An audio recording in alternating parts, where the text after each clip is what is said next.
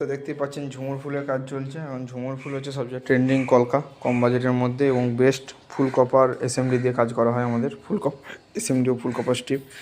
তো এবং ঝুমুর full ready আছে এদিকে। এবং এদিকে ঝুমুর ফুলের ফুলটা এই ল্যাম্পগুলো গাঁথা হচ্ছে।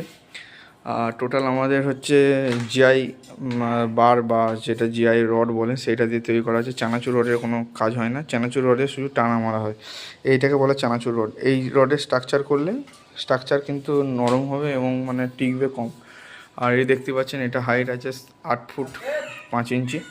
এবং আমাদের সমস্ত রকম ফুল কপার দিয়ে করা হয়। এখন কেএনই 100% কপার, দুটো রোবো সমস্ত রকম ইউজ করেছি, সবগুলি ফুল কপার।